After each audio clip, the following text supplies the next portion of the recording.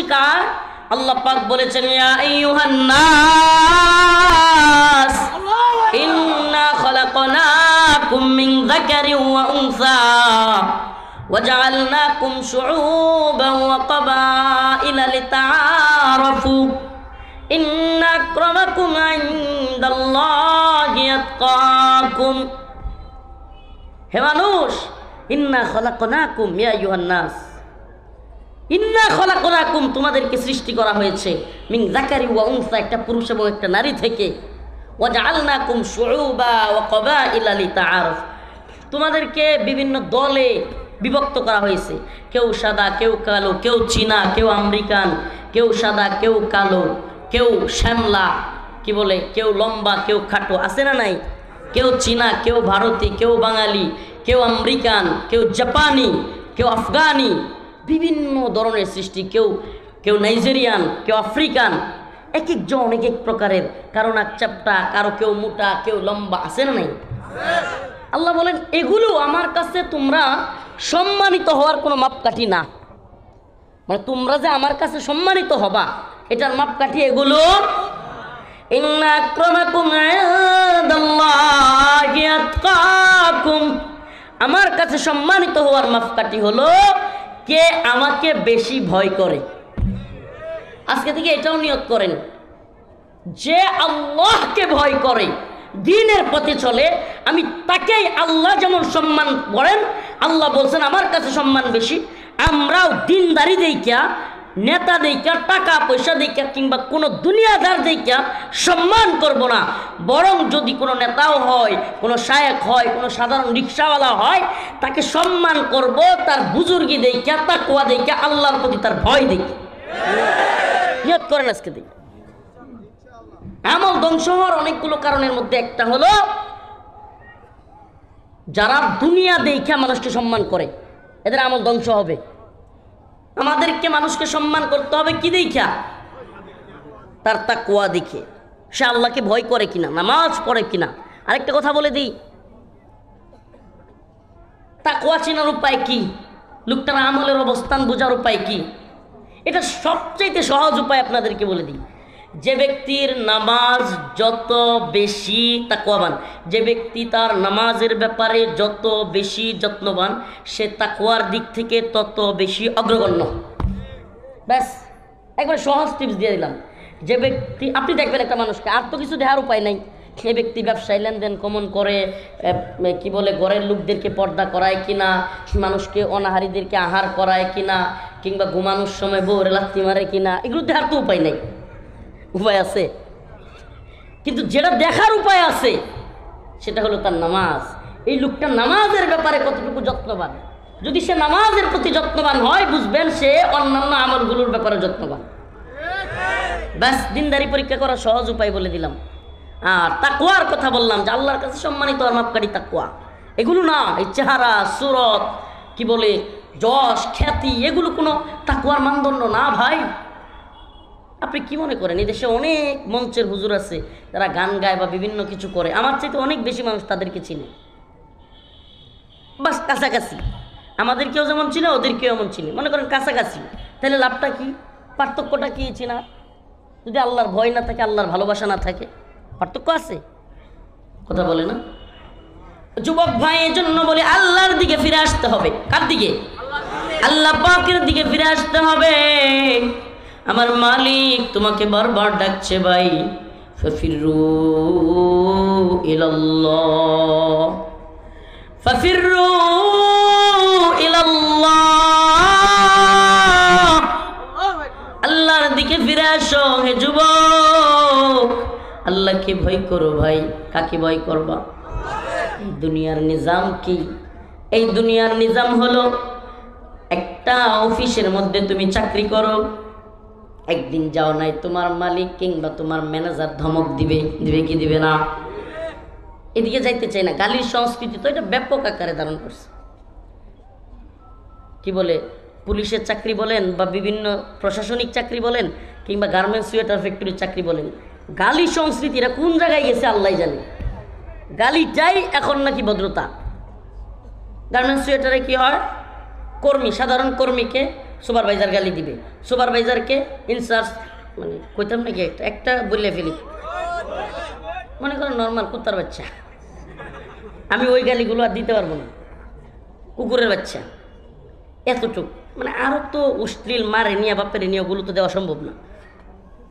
সাধারণ কর্মীকে সুপারভাইজার দিবে, সুপারভাইজারকে ইনচার্জ দিবে, ইনচার্জকে জিএম নাকি কয় এরা পিএম দিবে, পিএমকে জিএম দিবে, এইভাবে ডিরেক্টর দিতে দিতে মানে গালির সংস্কৃতি এমন যে হঠাৎ করে যেসব ভদ্রঘরের ছেলে বা ভদ্রঘরের মেয়ে যদি গার্মেন্টস সোয়েটারে যাই গিয়া 2 দিন গালি কে কান্দে আয় বলে আমি আর চাকরি করতাম না, আমি আর চাকরি করবো না, পারে না সে। সুপারভাইজারের গালি শুই না, একটু ভুল হইলেই সে চলে আসে। শুধু কি এটা প্রশাসনিক চাকরি, বিভিন্ন ডিপার্টমেন্টের অবস্থা এতই ভয়াবহ, সিনিয়ররা গালি দিবেই, এটা যেন প্রথা হয়ে গেছে, এটা প্রথা হয়ে গেছে, গালি দিতেই হবে। হঠাৎ করে এক লোক গিয়ে বোঝায় ভাই আপনি গালি দিলেন কেন? মনে করেন সুপারভাইজার একজন কর্মীকে গালি দিচ্ছে, কাকে? কর্মীকে। সাধারণ এখন কর্মীর পক্ষ হয়ে, কর্মী কিছু বলে না, কর্মীর পক্ষ হয়ে ওই যে নতুন যে ভদ্রঘরের ছেলে গেছে ওর গায়ে লাগছে আর কি, ও কইতে হাই মি আপনি ওরা গালি দিলেন কেন, একটু ভুল হইতেই পারে। এখন কর্মী সুপারভাইজারের দমক দেওয়ার আগেই কর্মী কইতেছে এই ভাই আপনি করলেন কি করলেন কি করলেন কি, মানে আমি মনে হয় বুঝাইতে পারতেছি না, মানে সে ভয়ে ওরা আটকাই দিতেছে, গালি দেখ, এটা কমন ব্যাপার, এটা একটা কমন বিষয়, গালি দেখ। প্রিয় ভাই গালি এই কথা কেন বললাম? যে আল্লাহর ভয় না থাকা, প্রিয় যুবক ভাই, আল্লাহর ভয় না থাকা, তুমি চাকরি করো, তোমার মালিক আল্লাহু আকবার, কত দয়ালু তোমার মালিক। এই দুনিয়ার চাকরিজীবীরা একটা ভুল করলে তোমাকে গালি দেয়, একদিন চাকরির অফিসে না গেলে তোমাকে ধমকি দেয়, 2 দিন তোমাকে হুমকি দেয়, 3 দিনের মাথায় তোমাকে মাফ চাইলে, ক্ষমা চাইলে আর মাফ করে না, নাকি ক্ষমা করে দেয়? বেতন বাড়ায় দেয়, বোনাস বেতন বাড়ায় দেয় না, বোনাস বাড়ায় দেয় না। এই দুনিয়ার মালিকদের হালত তো হলো এমন যে এরা তোমাকে দূর দূর করে চাকরি থেকে তাড়িয়ে দেয়, তোমাকে বের করে দেয়, তোমাকে বলে আর চাকরি করতে পারবা না। ও দুনিয়ার যুবক, কিশোরগঞ্জের মুসলমান ভাই, তোমাদেরকে বলে যাই, তোমাদের এমন একজন মালিক আছে যে তুমি জিনা করেছো, ব্যভিচার করেছো, মদ খেয়ে ফেলেছো, সুদ খেয়ে ফেলেছো, হারাম কাজ করে ফেলেছো, আরে 1টা 2টা 3টা নয়, 1 লক্ষ গুনাহ যদি তুমি করে ফেলো, 100 আর 1000 নয়, 1 লক্ষ গুনাহ যদি তুমি করে ফেলো, আমার মালিকের কাছে একবার তুমি ফিরে আসো, আমার মালিকের পায়ে একবার সিজদা দাও, তওবা করো, মাফ চাও। আমার মালিক বলেন ইল্লা মান তাবা ওয়া আমানা ওয়া আমিলা আমালান সালিহা, ইল্লা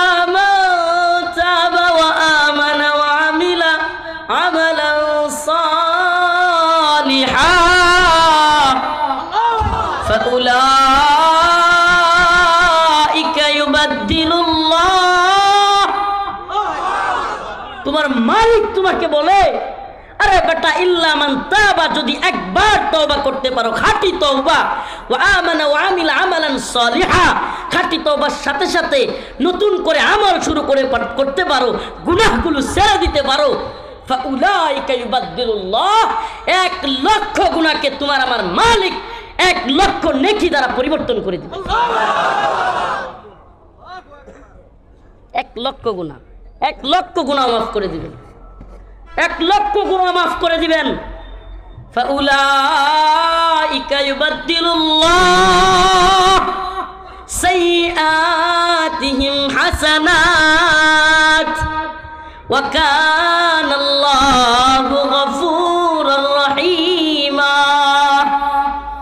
এটা তো এমন এক দয়ার মালিক যিনি রহিম, যিনি রহমান, যিনি তার বান্দাকে সারাক্ষণ ডাকেন আই ফাফিরু ইলাল্লাহ, ফাফিরু ইলাল্লাহ।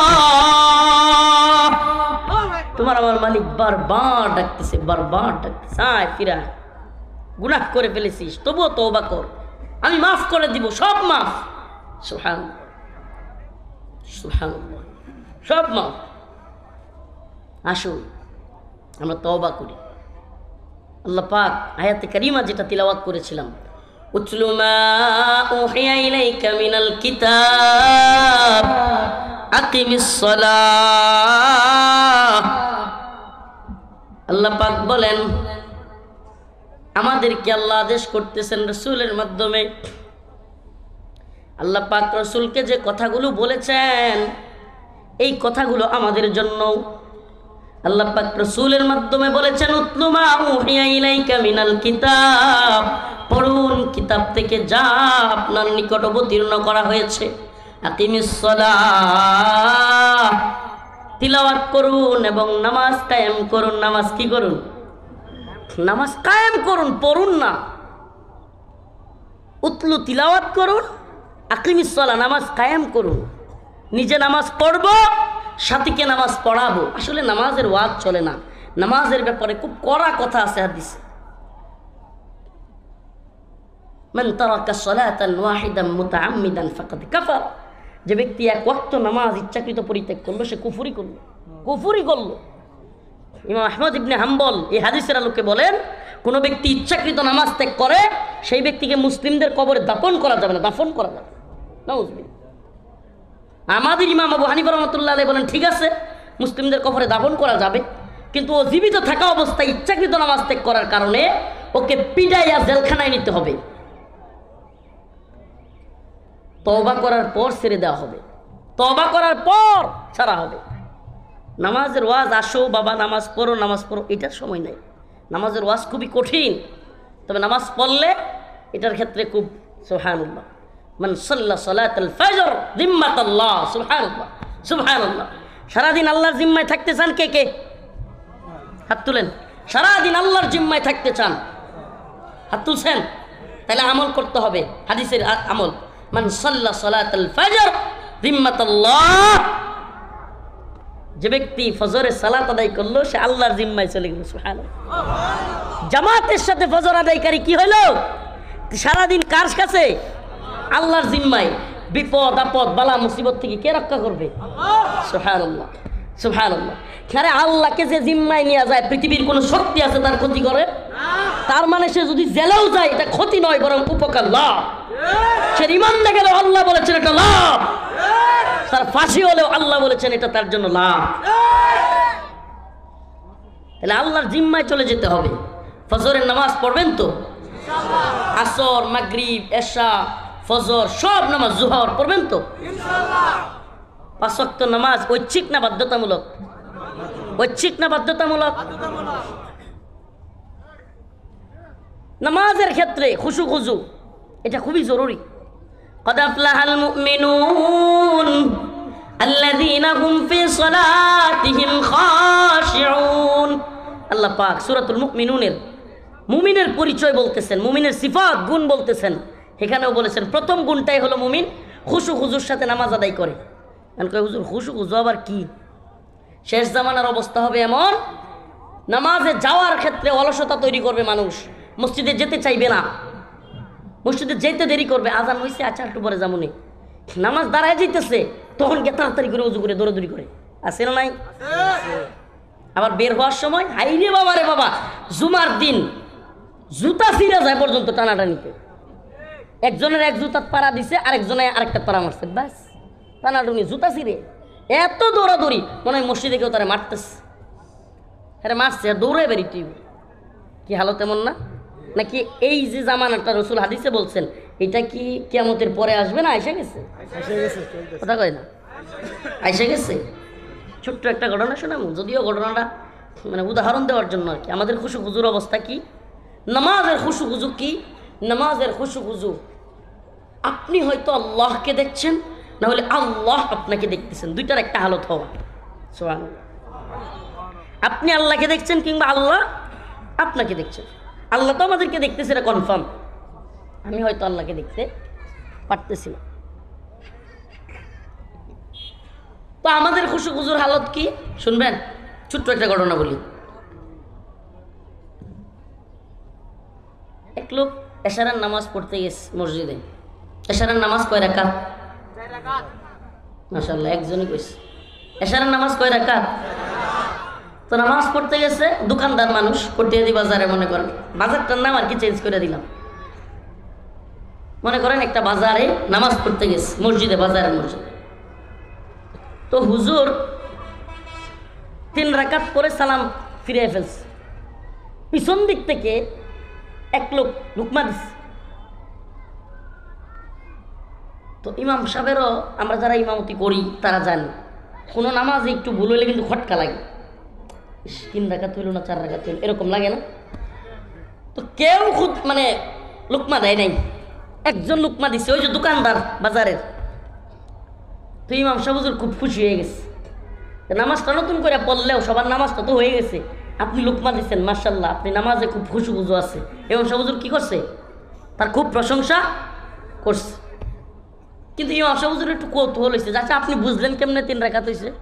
হ্যাঁ উত্তর দিতেছে, হুজুর কটিয়াদি বাজারে আমার সাইড দিয়া দোকান কয়টা, প্রতিদিন দোকানগুলো অফ কইরা মসজিদে নামাজ করবার এই নামাজ পড়িয়া, মানে আপনাদের আমরা নেত্রকোনা কটিয়াদি কিশোরগঞ্জের বাসায় গেতেছি, নামাজ পড়িয়া প্রতিদিন বাড়ির যাই, আর আমি সাইডটা দোকান বন্ধ করে থুয়ে আই, আর এশার নামাজের প্রত্যেক রেখাতে আমার এক এক দোকানের হিসাব শেষ, 4 রাকাত নামাজও শেষ, আমার 4 দোকানের হিসাবও শেষ। আজ 3টা দোকানের হিসাব শেষ হয়েছে। আপনি সালাম ফিরে আসছো, নিশ্চিত ভুল হয়েছে। আপনি খুশু খুজুর হালত দেখছেন, খুশু খুজুর হালত দেখছেন।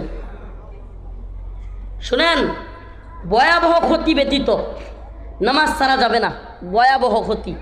মনে করেন বাচ্চারা কনফার্ম আগুনে পড়ে যাবে, বাচ্চারা কনফার্ম পুকুরে পড়ে যাবে, নামাজ থেকে যদি এমন কিছু বোঝা যায়, মানে ক্ষতিটা বড় ধরনের, এমন ক্ষতি ব্যতীত নামাজ ইচ্ছা করে নিয়ত করার পরে কি করা যাবে না। হ্যাঁ, আমাদের মা চাষিরা এমন অনেকেই আছে, বাচ্চা একটু হু কইলেই দৌড় দেয় নামাজ তুইয়া। আবার বাপ চাষারা অনেকে আছে মসজিদও তাই জানলার পাশে দাঁড়ায় গরু রানি খেতে যায়।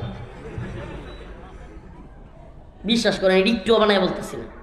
অনেক চাষারা মাঠে ঘাটে নামাজ পড়ে, দেখবেন নামাজের সময় ওনাদের হালত দেখলে পুরা দুনিয়া দেখতেছে, আছে কিনা? এটা কি খুশু খুশু হইল নামাজের? মুমিনের সিফাত কি? قد أفلح المؤمنون الذين هم في صلاتهم خاشعون। নামাজ পড়ার ক্ষেত্রে মুমিনের সিফাত হলো সে খুশু খুজুওয়ালা নামাজ পড়ে, খুশু খুজুওয়ালা নামাজ পড়ে। আল্লাহ পাক আমাদের সবাইকে খুশু খুজুওয়ালা নামাজ পড়ে তাকওয়ার সাথে আল্লাহকে ভয় করে কবরে যাওয়ার তৌফিক দান করুক। ওয়া আখিরু দাওয়ানা। বসেন, এখানে একটা গুরুস্থান আছে, এই গুরুস্থানের জন্য সবাই যে যেমন পারি এই কিছু রুমাল নিয়ে যান, দোয়া করবো। এর আগে আপনারা একটু কিছু দিয়ে যান।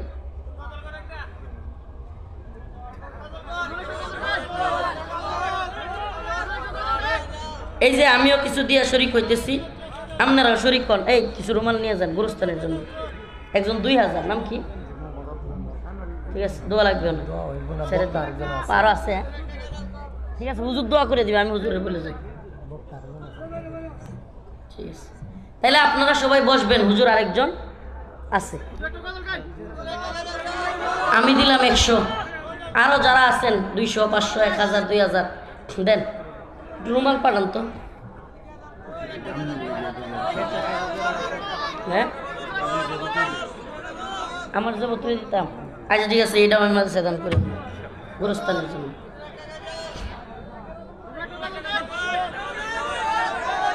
এই যে খাসাড়ি বইরে বইরে দেন, পরে গজব। এই যে খাসাড়ি বইরে বইরে দেন। এই খাসা, এই প্রথম আমি দেখলাম খাসা। ঠিক আছে, সুন্দর হয়েছে, খাসা লয়ে লইছে। আমরা নেত্রকোনা কিশোরগঞ্জ তো কাছাকাছি, এই মানুষ কি আর এর বেশি আমরা উন্নত হইতে পারবা? আমরা উন্নয়ন এটি, ঠিক আছে, আমরা গ্রাম্যই থাকবা। আচ্ছা, আমরা কত দিই জন নদী আসছিল, নৌকা দিয়ে বার হইতাম, ভালো লাগতো না? ঠাস টুস গাড়ি গুরু আওয়াজ টাওয়াজ এটি সে ধেরি ভালো আছিল না? মাছ টাছ ধরতাম, এখন কৃষি ক্ষেত সব লাগাই আসতেছে, সব কি একটা অবস্থা। হ্যাঁ, ভালো লাগেনি? একটুও ভালো লাগে না। এই যে চেয়ারম্যান সাহেব লুকোচুরি হয়ে রেখে দিয়েছে, মাশাআল্লাহ 2000 টাকা দিচ্ছে, আলহামদুলিল্লাহ বলেন। যারা যারা দান করতেছে জানে মালে বরকত দান করুক, আল্লাহ পাক তাদের দানকে কবুল আর মঞ্জুর করুক। আরো একজন হুজুর আছেন, আলোচনা করবেন, আমি ছেড়ে দিব, তার আগে খাঁচাগুলো ভরে দেন। এই আমি সুবহানাল্লাহ বলবো, হাতটা উপরে তুলবেন, বলেন সুবহানাল্লাহ, আল্লাহু আকবার, নারা দেন। আলহামদুলিল্লাহ বলে পকেটে ঢুকাই দেন, হাতগুলো নিজের পকেটে ঢুকাই দেন, আল্লাহর নাম নিয়ে দেন, কিছু দেন। ওই শক্ত প্রাচীর ঘেরা বন্ধুর পথ লঙ্ঘন করে সামনে এগিয়ে যাব, মোরা মৃত্যু জয়ী সত্যের সৈনিক দল, গন্তব্যে গিয়ে ক্ষান্ত হব। ওই শক্ত প্রাচীর ঘেরা বন্ধুর পথ লঙ্ঘন করে সামনে এগিয়ে যাব, মোরা মৃত্যু জয়ী সত্যের সৈনিক দল, গন্তব্যে গিয়ে ক্ষান্ত হব। বিশ্বভুবনে মুদের উপমা, মোরা ফুল সম তলোয়ার সম। বিশ্বভুবনে মুদের উপমা, মোরা ফুল সম তলোয়ার সম। সুবাস ছড়াবো কভু জালিমের রক্তে, জগৎ ভাসিয়ে ক্ষান্ত হব, মোরা মৃত্যু জয়ী সত্যের সৈনিক দল, গন্তব্যে গিয়ে ক্ষান্ত হব। মোরা এক আল্লাহ বিশ্বাসী, কুফর শিরিক মোরা মানি না। কয়জনে বিশ্বাসী আমরা? কয় না দি? কতজন? আমরা কি হিন্দুত্ববাদীদের মতো 33 কোটি মানি? আমরা কি খ্রিস্টানদের মতো 3 জন প্রভু মানি? আমরা কয়জন মানি? কয়জন? মোরা এক আল্লাহ বিশ্বাসী, কুফর শিরিক মোরা মানি না। আল্লাহর জমিনে তাগুতি হুকুমত ধ্বংস করে মোরা শান্ত হব, মোরা মৃত্যু জয়ী সত্যের সৈনিক দল, গন্তব্যে গিয়ে ক্ষান্ত হব। রাসূল আমাদের কমান্ডার, কোরআন মুদের পথ নির্দেশিকা। আমাদের কমান্ডার কে? রাসূল আমাদের কমান্ডার, কোরআন মুদের পথ নির্দেশিকা। আমাদের পথ পাথেয়, আমাদের নির্দেশিকা হলো কোরআন। আমাদের কি? আমরা কোনো তন্ত্র মন্ত্রে বিশ্বাসী নই। আমরা সমাজতন্ত্র, গণতন্ত্র, সেকুলারিজম, ডেমোক্রেসি সব কিছুকে আমরা প্রত্যাখ্যান করে আমরা কোরআনের রাষ্ট্রবিজ্ঞানে বিশ্বাসী। রাসূল আমাদের কমান্ডার, কোরআন মুদের পথ নির্দেশিকা। তুফান আগুন পানি মোকাবিলা করে যেথায় বলে সেথা ছুটে যাব, মোরা মৃত্যু জয়ী সত্যের সৈনিক দল, গন্তব্যে গিয়ে ক্ষান্ত হব। সিদ্দিকী মান হায়দারি তেজ, আল্লাহরই পথে লড়ে যাব। সিদ্দিকী মান হায়দারি তেজ, আল্লাহরই পথে লড়ে যাব, মুরতাদ কাফিরের দম্ভ অহংকার চূর্ণ করে মোরা ক্ষান্ত হব, মোরা মৃত্যু জয়ী সত্যের সৈনিক দল, গন্তব্যে গিয়ে ক্ষান্ত হব। জীবন মরণে বিজয়ী মোরা, পরাজয় নাহি মুদের অভিধানে। জীবন মরণে বিজয়ী মোরা, পরাজয় নাহি মুদের অভিধানে। শাহাদাতেরি অমৃত খুঁজে মোরা দিক দিগন্তে চষে বেড়াবো, মোরা মৃত্যু জয়ী সত্যের সৈনিক দল, গন্তব্যে গিয়ে ক্ষান্ত হব। আসসালামু আলাইকুম ওয়া রাহমাতুল্লাহি ওয়া বারাকাতুহু। নাসরুম মিনাল্লাহ ওয়া ফাতহুন করিব। সম্মানিত উপস্থিতি, এ পর্যায়ে আমাদের সম্মুখে অত্যন্ত গুরুত্বপূর্ণ নসিহত পেশ করবেন বিশিষ্ট আলেমে দ্বীন হযরত মাওলানা মুফতি আজিজুল হক দামাত বরকাতুহুম। মুফতি আজিজুল হক দামাত বরকাতুহুম।